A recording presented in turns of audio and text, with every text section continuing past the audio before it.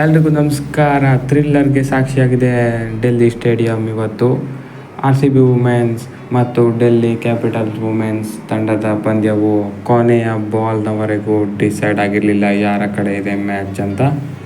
ಕೊನೆಗೂ ಡೆಲ್ಲಿ ಪಾಲಾಗಿದೆ. ವಿರೋಚಿತ ಸೋಲು ಅನುಭವಿಸಿದೆ RCB ವುಮೆನ್ಸ್ ತಂಡ. ಎಲ್ಲರೂ ಸಖತ್ ಹಾರ್ಟ್ ಬ್ರೋಕನ್ ಆಗಿದ್ದಾರೆ, ಸಖತ್ ಬೇಸರದಲ್ಲಿದ್ದಾರೆ. ಯಾಕಂದರೆ ಕೊನೆಯ ಬಾಲ್ನಲ್ಲಿ ಮ್ಯಾಚ್ ಡೆಲ್ಲಿ ಕಡೆ ಬಾಲಿದೆ. ಮ್ಯಾಚ್ನಲ್ಲಿ ಏನಾಯಿತು ಅಂತ ಒಂದು ಸಣ್ಣದಾಗಿ ನೋಡ್ಕೊಂಬರೋಣ. ಅದಕ್ಕೂ ಮೊದಲು ಚಾನಲ್ಗೆ ಹೊಸಬರಾಗಿದ್ದರೆ ದಯವಿಟ್ಟು ಸಬ್ಸ್ಕ್ರೈಬ್ ಮಾಡಿ ಸ್ಪೋರ್ಟ್ಸ್ ಅಪ್ಡೇಟನ್ನು ಪಡೆಯಿರಿ. ಬನ್ನಿ ವಿಡಿಯೋನ ಶುರು ಮಾಡೋಣ.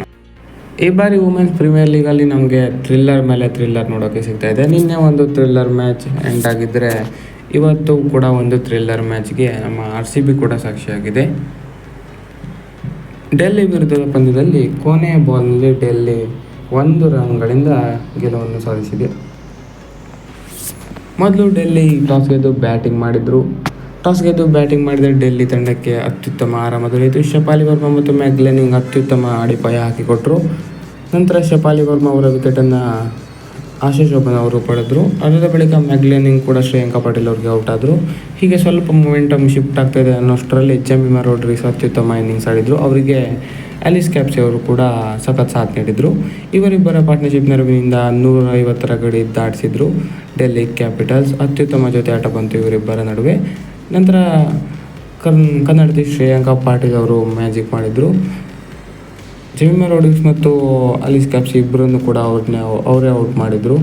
ನಂತರ ಬಂದ ಜೋನಾಸನ್ ಅವರನ್ನು ಕೂಡ ಶ್ರೇಯಾಂಕ ಪಾಟೀಲ್ ಅವರೇ ತೆಗೆದರು. ಕೊನೆಗೆ 200 ಹೊಡೆಯಬೇಕಿದ್ದು ಅಥವಾ ಅದಕ್ಕೂ ಜಾಸ್ತಿ ಹೋಗಬೇಕಿದ್ದ ಪಂದ್ಯವನ್ನು 180ಗೆ ರಿಸ್ಟ್ರಿಕ್ಟ್ ಮಾಡಿದರು. ಇದಕ್ಕೆ ಪ್ರಮುಖ ಪಾತ್ರ ಶ್ರೇಯಾಂಕ ಪಾಟೀಲ್ ಅವ್ರದ್ದೇ ಆಗಿರುತ್ತೆ. ಇಲ್ಲಾಂದರೆ ಮತ್ತು ಜಾಸ್ತಿ ರನ್ ಹೊಡೆದಿರ್ತಿದ್ರು ಅವರು.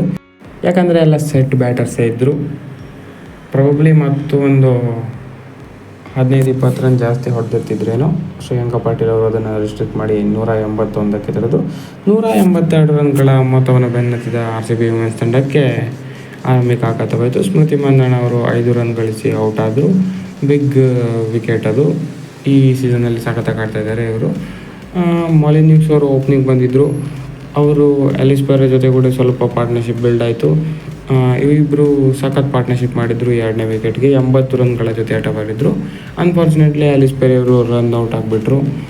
ಇದೇ ಈ ಮ್ಯಾಚ್ನ ಟರ್ನಿಂಗ್ ಪಾಯಿಂಟ್ ಅಂತ ಹೇಳ್ಬೋದು. ಯಾಕಂದರೆ ಆಲಿಸ್ ಪೆರೆ 49ರಲ್ಲಿ ಸಖತ್ ಬ್ಯಾಟಿಂಗ್ ಆಡ್ತಾಯಿದ್ರು ಮತ್ತು ಈ ಥರ ಮ್ಯಾಚ್ಗಳಲ್ಲಿ ಅವರು ಸಖತ್ ಪರ್ಫಾರ್ಮೆನ್ಸ್ ನೀಡ್ತಾರೆ ಮತ್ತು ಗೆಲುವು ಸಾಧಿಸಲು ಕೂಡ ನೆರವಾಗ್ತಾರೆ. ನಂತರ ಮಾಲಿನ್ ನ್ಯೂಕ್ಸ್ ಕೂಡ ಔಟ್ ಆಗ್ತಾರೆ. ನಂತರ ಸೋಫಿ ಡಿವೈನ್ ಮತ್ತು ರಿಚಾ ಘೋಷ್ ಮತ್ತೊಂದು ಹೋಪ್ ಕೊಡ್ತಾರೆ ಗೆಲುವಿನ ದಡ ಮುಟ್ಟಿಸಲು. ಕೊನೆಯಲ್ಲಿ ಸೋಫಿ ಡಿವೈನ್ ಕೂಡ ಔಟ್ ಆಗ್ತಾರೆ. ರಿಚಾ ಘೋಷ್ ಅವರು ಒಬ್ಬರೇ ನಂತರ ಏಕಾಂಗಿ ಹೋರಾಟ ಮಾಡ್ತಾರೆ. ಕೊನೆ ತನಕ ಮ್ಯಾಚನ್ನು ತಗೊಂಡು ಹೋಗ್ತಾರೆ. ಲಾಸ್ಟ್ ಓವರ್ನಲ್ಲಿ 15 ಬೇಕಿದ್ದರೂ ಕೂಡ ಸಖತ್ತಾಗಿಯೇ ಕಾಮೆಂಟ್ ಕೊಡ್ತಾರೆ. ಕೊನೆಯ ಬಾಲ್ನಲ್ಲಿ 2 ರನ್ ಬೇಕಾಗಿರುತ್ತೆ ಈ ಮ್ಯಾಚ್ ಗೆಲ್ಲಲು.